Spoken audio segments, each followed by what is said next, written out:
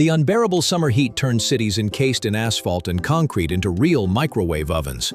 In such conditions, you just want to leave all your affairs, take a vacation, and travel to where birds sing among the green grass and trees, and the coolness of lakes and rivers, or the fresh breeze of the boundless sea or ocean relieves fatigue. And what could be better for such a trip than your own house on wheels, which gives freedom of action and can provide you with unity with nature for a long time? In today's story, we will tell you about the most incredible campers, from small trailers to real mobile homes on wheels. So, prepare yourself some refreshing drinks and sit down comfortably somewhere near the air conditioner, and let's go. The history of campers dates back to the beginning of the 20th century, when people began to look for ways to travel comfortably, having the opportunity to live in mobile housing. The first campers were usually simple trailers towed by cars. Over time, they were transformed into full-fledged living spaces, providing travelers with more convenient and comfortable conditions. Outdoor recreation in the USA became especially popular at the end of the 19th century, when a system of national parks was created, which immediately turned into places for campers, tourists, and naturalists who studied nature. People were drawn to these picturesque places that were not touched by human civilization. And since then, camping has become an American tradition of outdoor recreation. Camping gained its greatest popularity after the Second World War, especially in the USA and Europe. Traveling in your own campers is turning into a kind of cult, a cult of freedom, because a house on wheels allows travelers not to be tied to specific places or infrastructure during their travels, but to choose the locations and time for their vacation themselves. The world's first mobile home on wheels was built back in 1885, and its name was simple and understandable: Wanderer. Wanderer. This unique caravan was designed by Dr. William Gordon Stile, a former naval surgeon, and it was manufactured at the Bristol Wagon Works factory. Wanderer was pulled by two heavy horses named Polly P and Captain Cornflower. The caravanner's staff included a valet. The real father of mobile homes in the modern sense can be considered the journalist and traveler Wally Byam, who literally lived on wheels. As a child, he traveled with his grandfather in a wagon pulled by two mules through Oregon. Wall's home at that time was a wagon, a special camper with a stove for heating, a kerosene burner for cooking, and a supply of water. The young traveler slept in a sleeping bag, quite often on the move.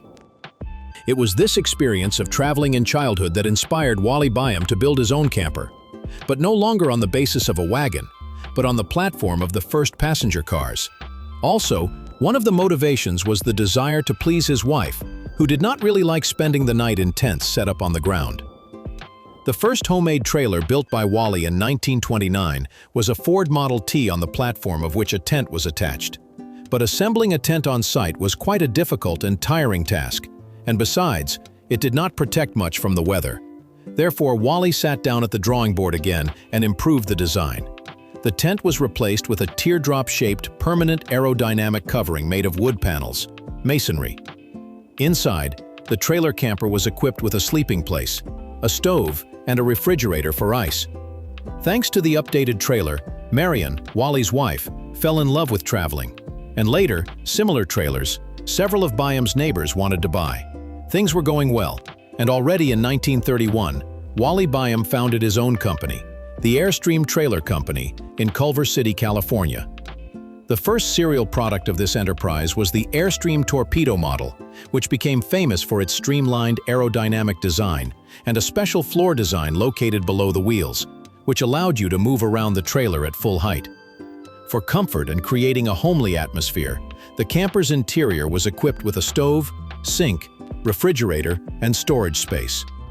As demand increased, Wally began placing advertisements in such publications as the Los Angeles Times and Popular Mechanics. In addition, Airstream Trailer also sold blueprints for customers to assemble the torpedo themselves. The torpedo camper design continued throughout the 1930s and was halted after the United States entered World War II. Like most engineers in the first half of the 20th century, Wally Byam was fascinated by the simplicity, strength, and design of structures using simple rivets and sheet aluminum. At that time, this technology was widely used in bridge construction, shipbuilding, and early aircraft. It was the technology of sheet-riveted aluminum that would become synonymous with Airstream when, in 1936, the company released the Clipper model, its first round aluminum tourist trailer. All these years it was considered lost. According to some accounts, the camper was sold to the then president of Mexico, Lázaro Cárdenas. Others were convinced that the trailer ended up in a Mexican traveling circus, which turned out to be true.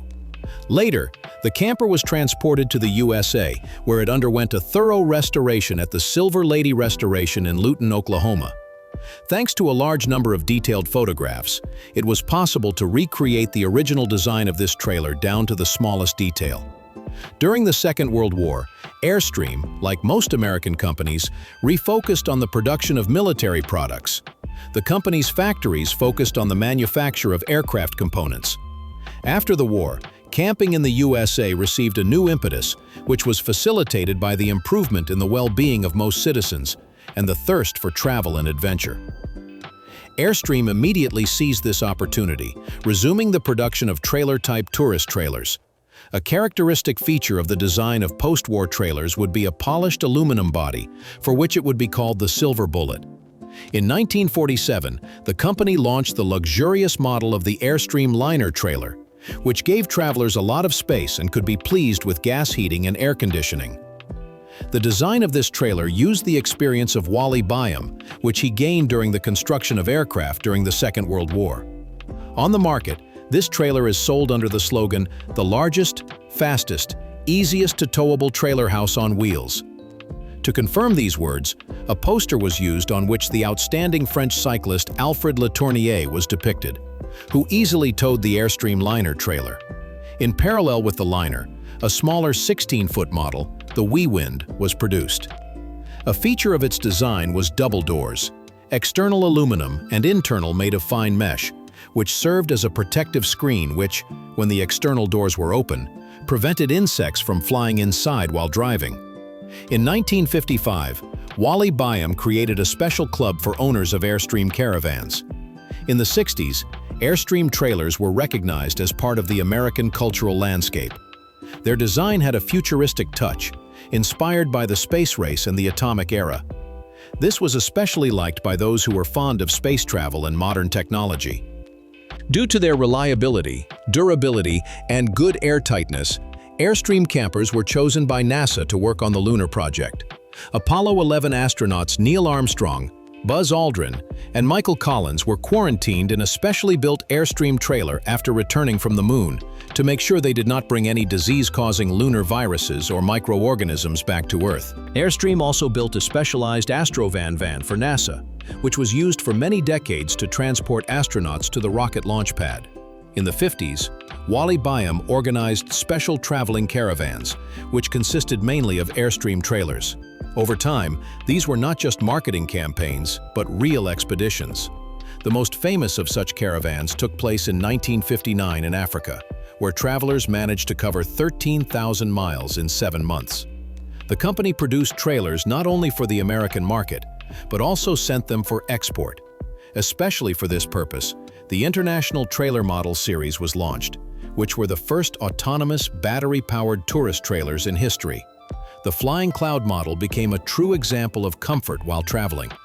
The kitchen of this trailer was equipped with a real refrigerator and double sink. The bathroom, flush toilets and showers. The dining area was significantly expanded. There was also much more storage space. Real luxury on wheels were the Sovereign of the Road long-distance trailers, which were 10 meters and more long, 30 feet and more.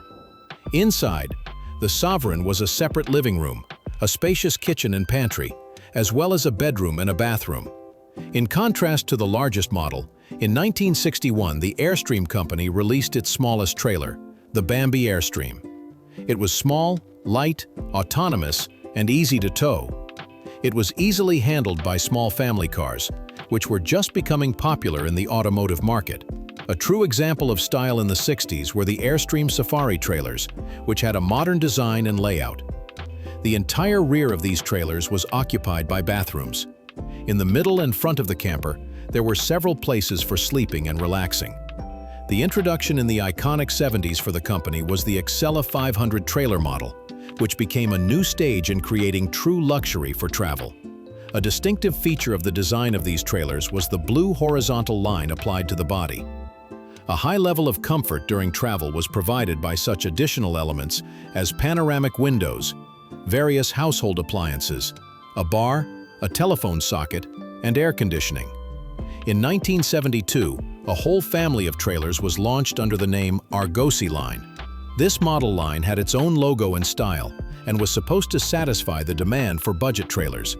Unlike the company's expensive trailers, the Argos were built from cheaper aluminum alloys that were painted rather than polished. The Argos line became a testing ground for new ideas.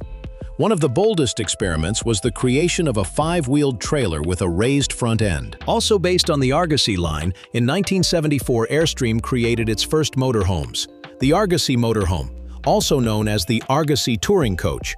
The body of these motorhomes had an aerodynamic shape and was mounted on a Chevrolet P30 chassis, which was powered by a V8 engine with a displacement of 5.7 or 7.4 liters, 350 or 454 cubic inches.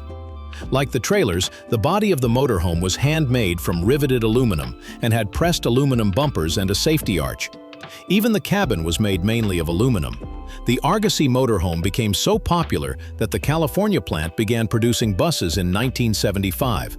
And since 1979, the company has been producing buses under its own name, the Airstream motorhome, which were equipped with a traditional riveted aluminum body and were produced in 2 models, 8 and 9 meters long, 24 and 36 feet, 28 feet.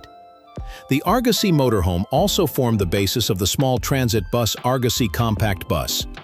In 1989, the company introduced the unusual land yacht trailer, which had a rectangular shape and was made of painted and glued aluminum.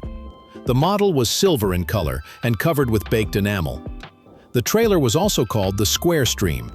Also, small motorhomes Airstream B190 were built on the chassis of the Ford van. The compact space of this house on wheels accommodated all the amenities necessary for comfortable travel.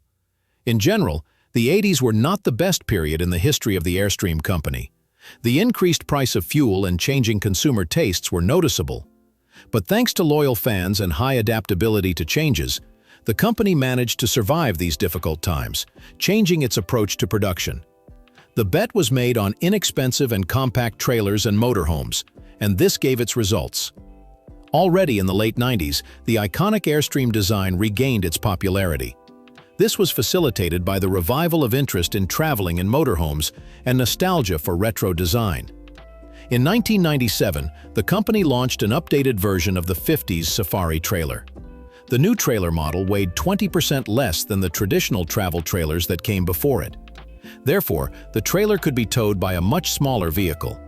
The Safari was focused on the European style of interior design to attract young buyers. In the early 2000s, Airstream trailers were recognized as an unchanging symbol of Americana. They gained popularity not only in the USA, but also in Europe and Australia.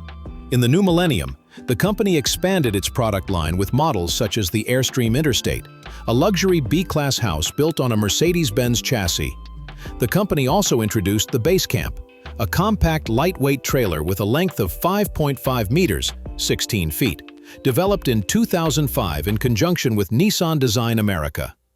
In 2017, the Basecamp received an updated design with a toilet, an updated kitchen, a rear sliding bed, an aggressive approach angle, and many other technical features.